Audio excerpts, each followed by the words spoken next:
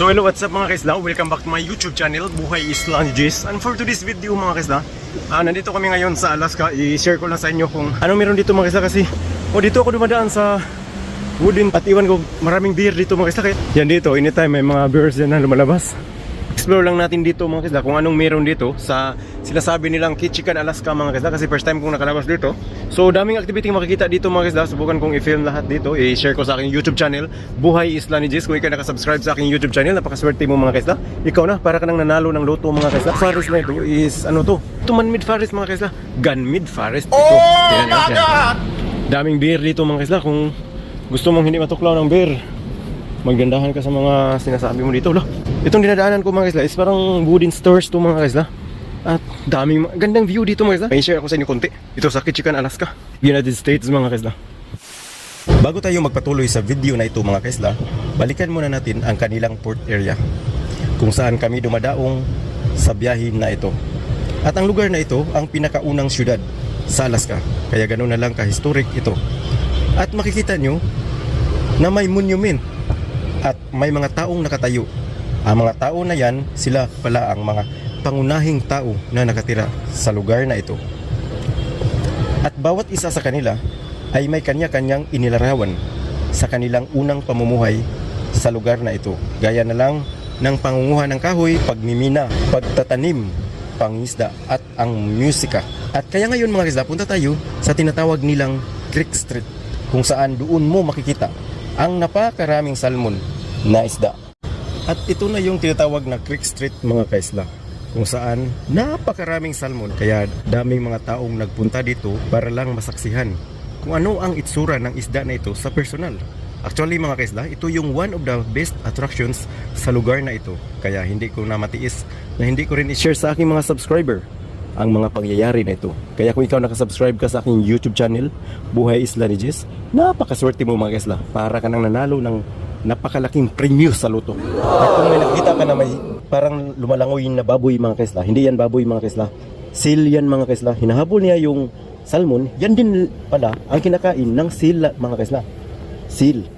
Kaya napakaganda tingnan sa personal mga kaisla. Pero kung anong nakita ko dito mga kaisla, huwag kang mag-alala, makikita mo rin mga kaisla kung ikaw nakasubscribe sa aking YouTube channel. Kaya yung mga guests namin mga kaisla ay nag-i-enjoy sila na makikita nila sa personal ang mga pangyayari na ito. Kasi bihira lang talaga ito mga kaisla. Kasi kung hindi ka mag-take ng cruise ship mga kaisla, mahirap puntahan to ang lugar na ito mga kaisla. Although may airport dito mga kaisla, pero kung hindi ka ganoon kaswerte sa buhay, medyo expensive yung biyahe dito mga kaisla. Kaya nakapunta tayo dito na free. Kaya ipakita ko rin sa inyo na free mga kaisla. Ang gagawin nyo lang is manood kayo mga kaisla, mag-enjoy, mag-relax. At ngayon mga kaisla, nasaksihan natin ang mga tao dito na namimingwit ng salmon. Although kahit sino mga kaisla, kahit hindi ka taga dito mga kaisla, basta may pasol ka mga kaisla, may fishing hook ka dyan mga kaisla, pwede ka manghuli dito. Pero may rules ka na dapat sundin mga kaisla. Kailangan sa bawat tao dito mga kaisla, hindi lalagpas sa 3 kilo ang mahulin, ang kukunin mo na isda mga kaisla. Kasi para naman mabigyan ang lahat ng tao na nakatira dito mga kaisla. Dahil ang salmon pala mga kaisla, pag nakaitlog na ito ng isang bisis, ito pala ay mamatay na sa mga ilang araw mga kaisla. Kaya hinayaan lang nila na hulihin ng mga tao dito, pero limitation din mga kaisla para naman mabigyan ng pagkakataon ang mga ibang tao na makahuli din ng salmon mga kaisla. Kaya lang nitong seal na ito, hinayaan na kakainin ang salmon na ito. Kaya dito mga kaisla, napakagandang lugar mga kaisla.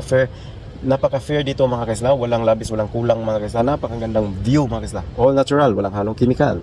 So ngayon mga kaisla, punta na naman tayo sa tinatawag nilang forest dito mga kaisla. Hindi to man-made forest mga kaisla, God-made forest ito mga kaisla. Natural na forest mga kaisla, hindi kagaya sa ating lugar dyan sa Pilipinas na may makita tayo ng mga forest na gawa ng tao mga kaisla. They made it intentionally mga kaisla. Pero dito mga kaisla, natural mga kaisla. Ito pala yung feeling mga kaisla pag ikaw yung mismo pumasok sa mundo ng nature mga kaisla, parang mawala yung pagod mo mga kaisla. Alam mo yung stress ka mga kaisla, pero tingnan mo yung view na ganito mga kaisla. Napakaganda mga kaisla at napaka-fresh pa ng hangin mga kaisla. At alam mo mga kaisla, dami mga fresh water dito mga kaisla na pwede mong inumin mga kaisla. Dahil yung mga kahoy na ito mga kaisla, sinisip-sip nila yung tubig galing sa ilalim ng lupa, dinadala nila sa ibabaw mga kaisla. Kaya nag-create ng spring mga kaisla. Kunting trivia din pala ito mga kaisla. At yun lang mga kaisla, titingnan pa natin kung anong makikita nyo dito mga kaisla. Basta yung ipinapakita ko ninyo dito mga kaisla, dito lang to sa Ketchikan, Alaska mga kaisla, kung saan ang pinakaunang syudad dito sa Alaska mga kaisla, the country of United States of America mga kaisla. Nang alam nyo mga kaisla, yung Alaska na ito, hindi ito pagmamayari ng USA dati mga kaisla.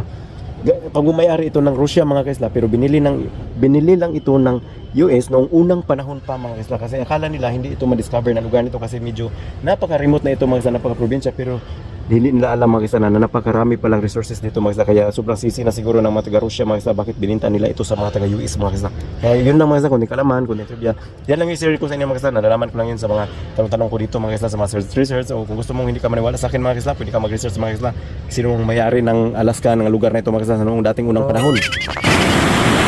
Ganda mo.